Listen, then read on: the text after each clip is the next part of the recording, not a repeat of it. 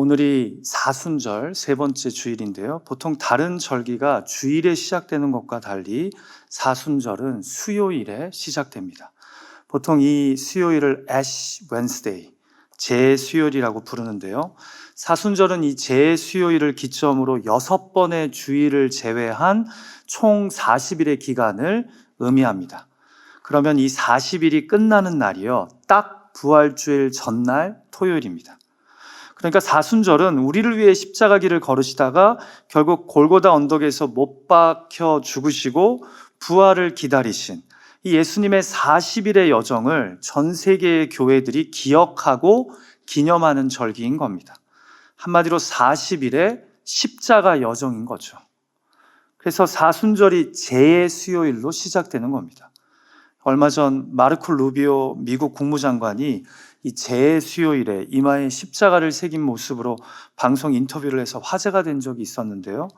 저희 한국교회나 이민교회는 그렇게까지 하지는 않지만 이 개신교단 중에서도 성공회나 루터교 또는 일부 감리교회에서는 사순절을 시작하는 재수요일에 이마에 십자가를 긋는 예식으로 이 절기를 시작합니다. 여러분, 왜 재로 이마에 십자가를 그릴까요? 신구약 성경에서 재란 주로 용서를 구하거나 자신의 죄를 슬퍼할 때 사용되었습니다. 그러니까 이마에 재로 무엇인가를 표시한다는 것은 내가 죄인임을 인정하는 겁니다. 자, 그런데 이 재로 십자가를 표시합니다. 이것은 내가 죄인임을 인정하는 동시에 역설적이지만 십자가로 인쳐진 곧 용서함 받은 죄인이라는 겁니다. 결국 이마에 재로 십자가를 그으면서 사순절이 시작된다는 것은 내가 죄인임을 고백하는 동시에 예수님의 십자가 은혜로 구원받은 자임을 선언하며 이 절기를 시작하는 겁니다. 이처럼 십자가는요, 기독교의 핵심적인 상징입니다. 그래서 저는 오늘부터 4주간 남은 사순절을 보내면서요, 십자가와 나라는 주제로 우리 개개인에게 예수님의 십자가가 어떤 의미를 갖고 있는지 생각하고자 합니다. 신약 성경에 기록된 인물들을 통해 그들에게 예수님의 십자가는 어떤 의미였고 그들은 십자가에 무엇을 믿으며 살았는지 함께 살펴보면서 우리 개개인에게 십자가가 어떤 의미를 갖고 있는지 함께 고민했으면 합니다. 자, 그래서 우리가 오늘 처음 살펴볼 성경 인물은 예수님의 수제자였던 베드로입니다. 특별히 그가 베드로전서에 기록한 십자가에 대한 말씀을 통해 우리 개개인을 향하신 주님의 음성에 귀를 기울였으면 합니다. 자, 베드로에게 예수님의 십자가는 어떤 십자가입니까? 베드로가 믿고 붙잡은 십자가가 우리 개개인에게 주는 은혜와 도전은 무엇입니까? 첫 번째로 나를 포기하지 않으시는 예수님의 십자가입니다.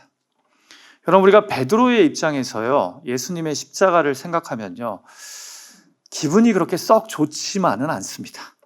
왜 그런지 아시죠?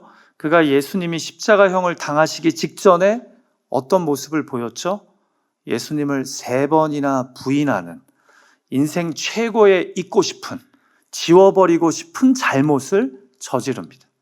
같이 마가복음의 기록을 읽어볼까요? 같이 읽죠. 시작. 예수께서 제자들에게 이르시되 너희가 다 나를 버리리라. 이는 기록된 바 내가 목자를 치리니 양들이 흩어지리라 하였음이니라. 베드로가 여짜오되 다 버릴지라도 나는 그리하지 않겠나이다. 예수께서 이르시되 내가 진실로 내게 이르노니 오늘 이 밤 닭이 2번 울기 전에 내가 3번 나를 부인하리라. 자, 이렇게 고백을 한 베드로이지만 막상 예수님이 잡히시자 나는 저 사람을 전혀 모른다고 뻔뻔하게 부인을 합니다. 그리고는 예수님이 십자가형을 선고받으시자 베드로를 포함한 거의 모든 제자들이 사도 요한만 제외하고는 다 뿔뿔이 도망칩니다. 그래서 여러분, 베드로에게 십자가는요, 놀라운 구원과 한량없는 은혜이기 이전에 상처이자 고통입니다. 예수님을 부인하고 배신한 자신의 실체를 여실히 보여주는 상징이기 때문입니다. 누가 베드로의 3번 부인한 이야기를 가지고 이런 유머를 하더라고요. 들은 분들이 있을지 모르겠어요. 이 3번 부인한 이후로 베드로는 다시는 닭으로 된 요리는 먹지 않았더라. 뭐 이런 이야기가 있잖아요. 닭만 보면 자신이 예수님을 부인한 것이 생각났어요. 유머러스하게 이야기한 거지만 일면 이해가 됩니다. 닭만 보면 자신의 못난 모습이 떠올려졌을 겁니다. 그래서 여러분, 저는 베드로전서 2장 22절에서 그가 십자가에 못 박힌 예수님의 그 흠 없으심을 고백하며 한 이 말씀이 마음에 남습니다. 그는 죄를 범하지 아니하시고 그 입에 거짓도 없으시며. 저 혼자만 찔리는 건가요? 그냥 베드로가 고백하는 십자가의 예수님은 죄를 범한 적이 없는 분이라는, 그 입에 거짓이 없는 분이었다는 이 표현이요, 저에게는 남다르게 들립니다. 자신은 예수님을 배신했고 자신의 입에는 3번이나 부인한 거짓이 있었기 때문입니다. 근데 십자가 지신 예수님은 그런 분이 아니셨다라는 거죠. 사랑하는 예배자 여러분, 우리 모두도 이런 잊고 싶은, 자신의 인생에서 지워버리고 싶은 순간들이 있지 않습니까? 너무나 수치스럽고 창피한 순간, 내 자신의 죄악되고 연약한 실체를 여실히 드러낸 순간 말입니다. 그런데 베드로에게 예수님의 십자가가 바로 그런 자신의 모습을 생각나게 하는 상징이었다는 겁니다. 그런데 여러분, 여기에서 베드로의 십자가가 멈추지 않았습니다. 베드로에게 예수님의 십자가는 자신의 배신과 부인이 떠올려지는 곳인 동시에 이런 자신을 포기하지 않으시는 예수님의 완전하신 사랑을 보여준 곳이기 때문입니다.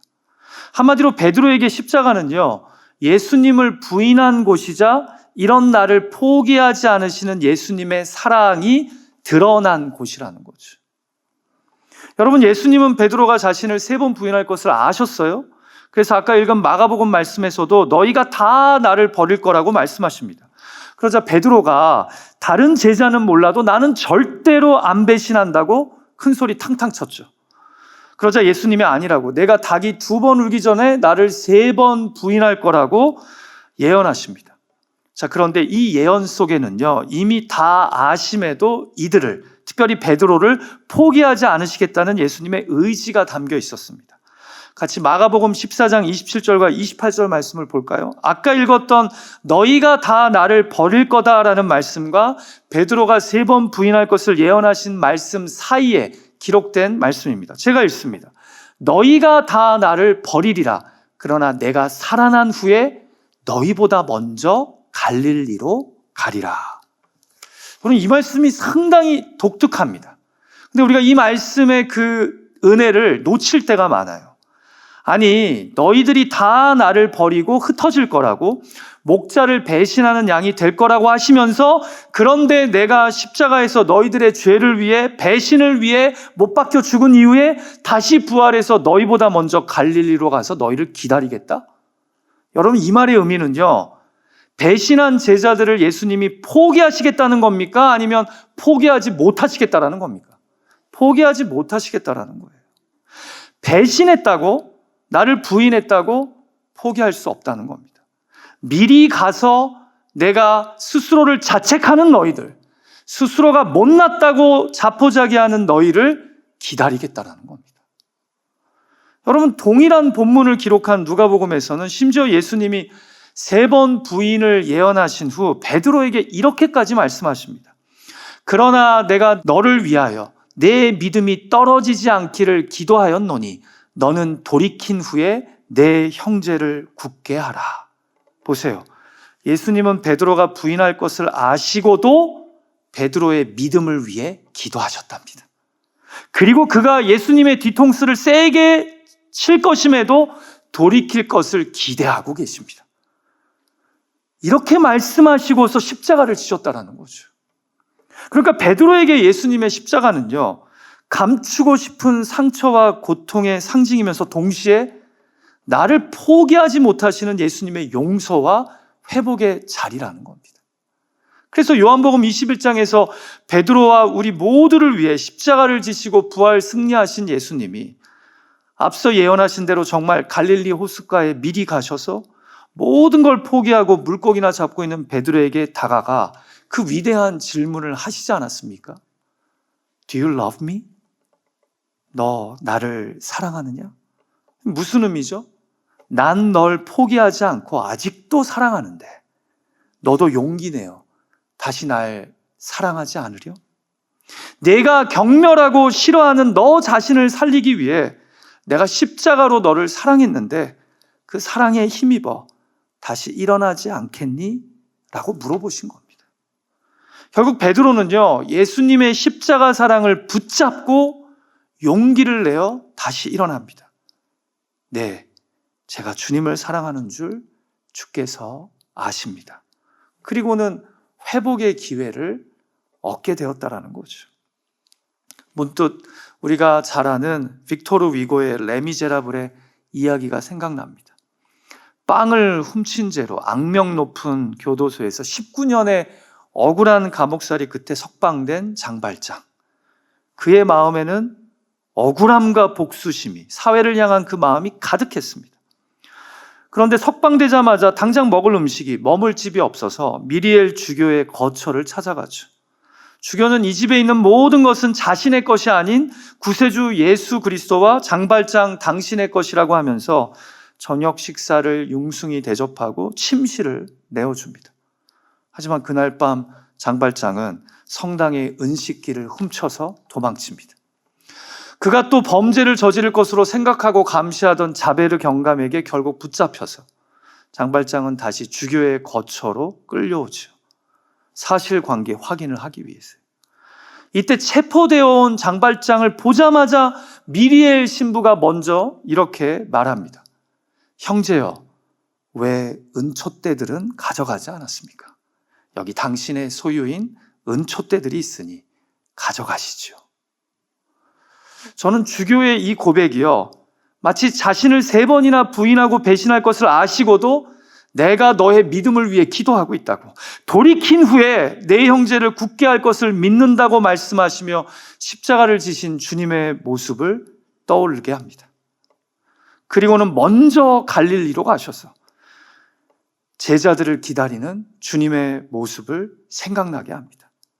결국 이 성스럽고 은혜로운 사건을 계기로 해서 장발장은 억울함과 복수심에 불타는 인생에서 완전히 달라진 사랑과 은혜를 나누는 새로운 삶을 살아가게 됩니다. 이 시간 예수님은요, 자신의 인생에서 지워버리고 싶은 수치와 실패의 삶을 살아온 우리에게 십자가를 바라보라고 말씀합니다. 베드로에게 십자가는 예수님을 3번이나 부인하고 배신한 고통의 상징이자 동시에 나를 포기하지 않으시는 예수님의 사랑을 보여주는 증거입니다. 부디 잊고 싶고 지워버리고 싶은 경험과 기억을 예수님의 십자가 앞에 내려놓고 다시 주님의 포기하시지 않는 사랑에 힘입어 일어설 수 있는 저와 여러분이 되기를 주님의 이름으로 축복합니다. 자, 2번째로 베드로에게 예수님의 십자가는 어떤 십자가입니까? 나로 인생의 고난을 감당하게 하는 십자가입니다. 여러분, 베드로전서는요, 소아시아 지역에 흩어진 그리스도인들에게 사도 베드로가 보낸 편지입니다. 이 편지의 중요한 주제 중에 하나가 바로 고난입니다. 고난. 예수 그리스도를 믿고 이 땅을 살아가는 성도의 삶이 풍요롭고 평안하기만 하지 않고 사실은 고난이 끊이지 않는 삶이라는 거죠. 어떤 측면에서 베드로전서는요, 우리가 성도로서 고난을 받는 것이 당연하다고까지 도전합니다. 그러면서 베드로는요, 자신이 이해하는 예수님의 십자가를 오늘 본문에서 이렇게 설명합니다. 같이 23절 말씀 읽어볼까요? 시작. 욕을 당하시되 맞대어 욕하지 아니하시고 고난을 당하시되 위협하지 아니하시고 오직 공의로 심판하시는 이에게 부탁하시며. 그러니까 베드로가 이해하는 예수님의 십자가는 어떤 십자가예요? 고난은 받으시되 이를 인내로 감당하시는 예수님입니다. 그래서 모욕을 당하시면서도 모욕으로 갚지 않고요, 고난을 당하시면서도 반대로 위협하지는 않으시는 분입니다. 그냥 누구에게 맡겼대요? 공의롭게 심판하시는 하나님께 맡기시는 십자가의 예수님이셨다라는 거죠. 여러분, 우리는 많은 경우에요, 예수님의 십자가를 나의 죄값을 감당하신 속죄의 현장으로 이해합니다. 맞습니다. 로마서나 신약의 많은 말씀들이 무엇보다 예수 그리스도의 십자가는 우리의 죄를 대신 지신 예수님의 속죄와 은혜를 강조한다고 우리에게 알려줍니다. 그러나 베드로전서는 예수님의 십자가를 대속의 은혜뿐만 아니라 이 세상의 고난을 참고 하나님의 정의를 기다리는 인내의 현장으로 바라봅니다. 그래서 본문 바로 전인 베드로전서 2장 21절에서요, 이미 사도 베드로는 이 땅에서 여러 가지 고난을 당하거든 인내로서 버티라고 도전하면서 이어서 이렇게 말씀합니다. 이를 위하여 너희가 부르심을 받았으니 그리스도도 너희를 위하여 고난을 받으사 너희에게 본을 끼쳐 그 자취를 따라오게 하려 하셨느니라. 무슨 말이에요?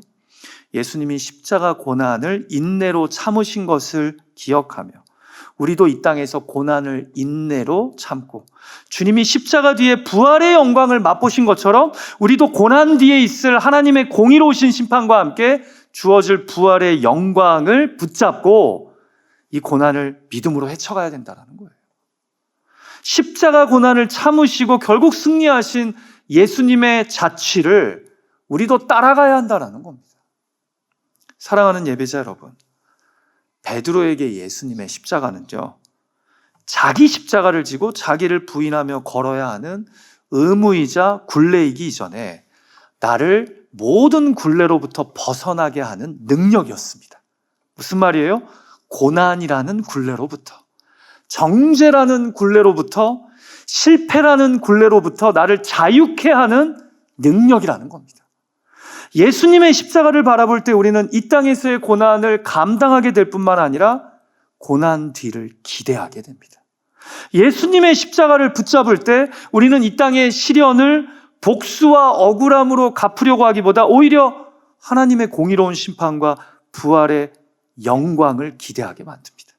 그래서 사실은 우리가 십자가를 지는 것이 아니라 예수님의 십자가가 우리를 짊어지고 가는 겁니다. 작자 미상의 시 중에 주님의 십자가 때문에 라는 제목의 시가 있습니다. 한번 들어보시죠. 주님의 십자가 때문에 모든 걸 사랑하게 되었습니다.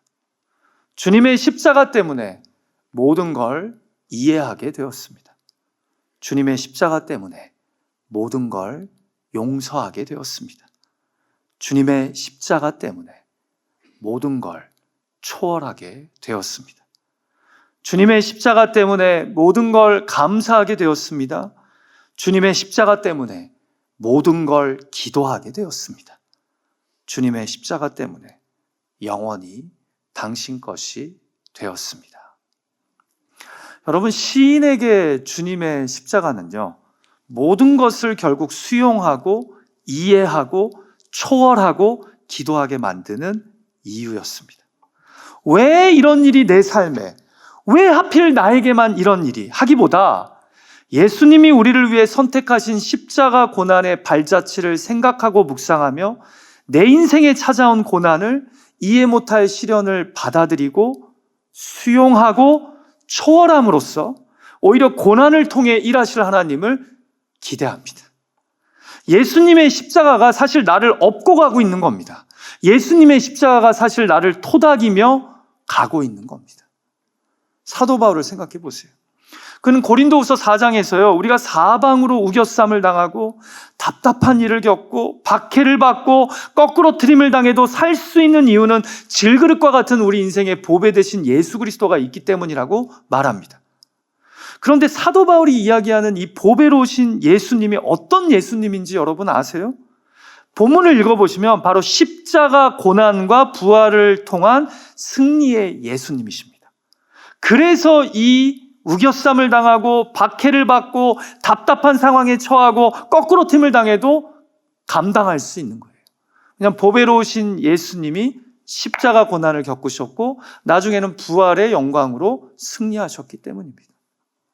사랑하는 예배자 여러분, 지금 여러분이 그 어떤 우겨쌈과 답답한 일과 거꾸로 트림을 당하고 있는지 저는 자세히 모르지만 십자가의 예수님은 다 알고 계십니다. 그분의 십자가 고난을 묵상하며 지금의 이 시기를 잘 감당할 수 있는 저와 여러분이 되기를 주님의 이름으로 축복합니다. 여러분의 십자가가 아닌 예수님의 십자가가 여러분을 업고 가고 있습니다. 예수님의 십자가가 여러분을 지금 토닥이고 있습니다. 부디 이 고난 뒤에 있을 하나님의 공의로운 심판과 부활의 영광을 소망하며 나에게 주어진 십자가의 길을 잘 걸어가는 저와 여러분이 되기를 간절히 소망합니다. 가정의 시련, 일터의 문제, 건강과 재정의 위기 가운데 나로 이 폭풍들을 감당하게 하시는 예수님의 십자가를 만나십시오. 우리 괜찮으면 옆에 있는 분에게 이렇게 미소 지으면서 축복했으면 좋겠어요. 예수님의 십자가가 당신을 업고 있습니다. 시작. 예수님의 십자가가 당신을 업고 있습니다. 그렇게 이 만만치 않은 고난의 길을 예수님의 십자가가 우리와 함께 걷고 있다는 사실, 그것을 붙잡을 수 있는 우리가 되었으면 합니다. 자, 마지막 세 번째로 베드로에게 십자가란 어떤 십자가입니까? 나로 죄에 대해서 죽고 의에 대해서 살게 해주는 십자가입니다.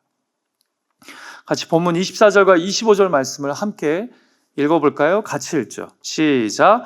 친히 나무에 달려 그 몸으로 우리 죄를 담당하셨으니 이는 우리로 죄에 대하여 죽고 의에 대하여 살게 하려 하심이라. 그가 채찍에 맞음으로 너희는 나음을 얻었나니 너희가 전에는 양과 같이 길을 잃었더니 이제는 너희 영혼의 목자와 감독 되신 이에게 돌아왔느니라. 아멘. 참 멋진 고백이지 않습니까? 그래도 뭐니 해도 베드로에게 십자가는 우리의 죄가 죽고 우리가 의에 대하여 살게 되는 곳입니다. 우리 죄가 사함을 받는 곳이요, 동시에 우리의 의로움이 시작되는 곳이라는 겁니다. 그래서 전에는 양과 같이 길을 잃던 우리가 영혼의 목자와 감독자 되시는 하나님에게로 돌아가게 되었다라고 베드로는 고백합니다. 여러분, 저는 여기서 십자가가 죄에 대하여 죽은 곳이다라는 말씀보다 솔직히 의에 대하여 살게 된 곳이다라는 표현에 더 큰 도전을 받습니다. 무슨 말입니까? 십자가는 우리의 죄가 사함을 받는 것에서 끝나는 곳이 아니라 그래서 우리로 의의 삶을 살게 만드는 곳이라는 겁니다. 어떻게요?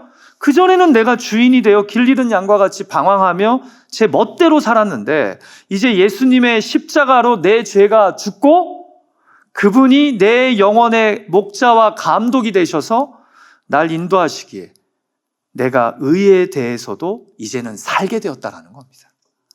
십자가 사건으로 인해 내 삶의 주인이 바뀌면서 이제 내가 서서히 의의 삶을 맛보게 되었다는 겁니다. 근데 그 출발점이 바로 예수님의 십자가라는 거죠. 사랑하는 예배자 여러분, 우리는 우리 힘으로는요, 죄를 끊을 수도 의로 살 수도 없는 연약한 인생입니다. 저는 저를 보면서 그런 깨달음을 많이 갖게 돼요. 그리고 베드로는 누구보다 이것을 경험한 사람 아니에요? 예수님을 3번이나 부인하고 뒤통수를 세게 친 베드로입니다. 그러나 그는 예수님의 십자가가 자신을 죄에 대하여 죽게 만들고 다시 의에 대하여 살게 할 수 있는 권능임을 깨닫고 믿었습니다. 같이 베드로전서 3장 18절 말씀을 함께 읽을까요? 시작. 그리스도께서 단번에 죄를 위하여 죽으사 의인으로서 불의한 자를 대신하셨으니 이는 우리를 하나님 앞으로 인도하려 하심이라. 여러분, 예수님께서 죄를 위하여 죽으사 의인으로서 불의한 자를, 저와 여러분을 대신하셨습니다. 그래서 이제 우리를 예수님이 거룩하신 하나님 앞으로 인도하려 하신대요. 근데 이 말의 의미는요, 죄악된 우리를 의인으로 만들어 가신다는 의미입니다. 그런데 우리를 거룩하신 하나님의 인도하심과 지도하심 속에서 참 백성의 삶을 살게 만드는 그 출발점이 바로 십자가라는 겁니다. 그래서 의인이신 예수님이 불의한 나를 위해 십자가에서 죽으심으로 나를 거룩하신 하나님께로 인도하셨다는 말은 나로 거룩하신 하나님 앞에 설 수 있도록 우리로 의로운 삶을 시작하게 하신다라는 거죠. 그리고 이것을 직접 경험한 게 누구예요? 베드로예요. 그래서 베드로가 이런 고백을 베드로전서 2장에 3장에 한 것입니다. 제가 한 4, 5년 전에 소개해드렸던 기억이 나는데요. 영국의 작가인 맥스 비어봄이 쓴 우화 중에 행복한 위선자라는 이야기가 있습니다. 이 책의 이야기를 간단하게 설명드리자면 조지 헬이라는 악명 높은 남자가 제니라는 아름다운 여자를 보고 사랑에 빠집니다. 그러나 벌써 이름에 암시가 있지 않습니까? 조지 헬. 그는 매우 험상궂고 난폭한 사람이었습니다. 지옥에서나 살만한 사람이었다는 거죠. 그래서 청혼하지만 제니는 정중하게 거절합니다. 그러면서 그녀는 자신은 어려서부터 성자의 얼굴을 한 사람과 결혼하고 싶어서 하나님께 기도했다는 이야기를 합니다. 이것이 거절의 이유인 거죠. 결국 조지는요, 깊은 고민을 하다가 세상에서 가장 거룩해 보이는 성자의 얼굴을 한 가면을 준비해서 그것을 쓰고 제니에게 다가갑니다. 그리고 자신의 이름을 조지 헬에서 조지 헤븐으로 바꿉니다. 그리고 두 사람은 사랑에 빠지고요, 행복한 결혼 생활을 하게 됩니다. 잊지 마세요. 이건 우화예요, 우화. 자, 비록 사랑이 이루어져서 두 사람이 행복한 결혼 생활을 하지만 조지는 제니에게 자신의 본 모습을 속이고 있다는 염려와 근심을 합니다. 그런데 그럴수록 그는 진짜 성자처럼 생각하며 선하게 살아보려고 노력합니다. 그러던 어느 날 조지의 정체를 알고 있던 옛 애인이 찾아와서 조지가 사실은 가면을 쓰고 있음을 이야기하며 그 가면을 제니 앞에서 벗겨버립니다. 그런데 이게 웬일입니까? 벗겨진 조지의 얼굴은 더 이상 괴팍하던 옛날 얼굴이 아니라 가면의 성자의 얼굴보다 더 아름답고 성스러운 모습으로 변해 있는 겁니다. 이름을 바꾸고 사랑을 하면서 정말 제니에게 칭찬받는 남편이 되려고 노력하다 보니 조지 헬이 정말 조지 헤븐이 되어버린 겁니다. 여러분 잘 생각해 보세요. 우리는 불의한 죄인들이에요. 소망이 없어요. 어쩌면 그렇게 악해질 수 있는지. 그런데 예수님이 십자가 사랑으로 내가 널 사랑한다고, 그리고 누구든지 이 십자가 사랑을 믿으면 의롭다 칭해 주시며 하나님의 자녀로 여겨주십니다. 그런데 세상에나 이 십자가 사랑에 의해서 정말 험악했던 우리가, 막 살던 우리가 조지 헬에서 조지 헤븐으로 바뀌어 간다라는 겁니다. 여러분, 이 이야기의 핵심 메시지가 무엇입니까? 사랑하고 사랑하면 가면이 진짜 얼굴이 된다라는 겁니다. 험상궂고 난폭한 사람이 십자가 사랑 안에서 주님을 사랑하고 주님의 사랑을 받으며 자라다 보면 정말 거룩하고 선한 사람으로 바뀌게 된다는 겁니다. 가면을 쓴 것처럼 십자가 사랑으로 의롭다 칭함받음이 실제로 그의 삶을 의롭게 만들어 간다는 겁니다. 이것이 바로 베드로에게 예수님의 십자가가 가진 의미였다라는 거죠. 베드로의 삶 자체가 스스로가 자신을 보면서도 포기하고 싶은 정말 한심한 인생이었습니다. 그런데 예수님의 십자가가 그를 포기하지 않습니다. 예수님의 십자가가 베드로로 하여금 인생의 고난과 시련을 감당하게 만듭니다. 예수님의 십자가가 베드로로 하여금 나는 죄에 대하여 죽고 의에 대하여 살게 되었다고 믿고 그 사랑을 붙잡고 삶을 살아가게 만듭니다. 그리고 어느덧 우리 영혼의 목자이시자 감독자이신 예수님의 사랑이 베드로를 바꿔버립니다. 하나님의 자녀로 만들어 가십니다. 말씀을 마칠까 합니다. 오늘 성경은 베드로가 믿고 따르는 예수님의 십자가를 통해 우리에게 이렇게 도전합니다. 나를 포기하지 않으시는 예수님의 십자가를 바라보라고. 나로 인생의 고난을 감당하게 하시는 예수님의 십자가를 붙잡으라고.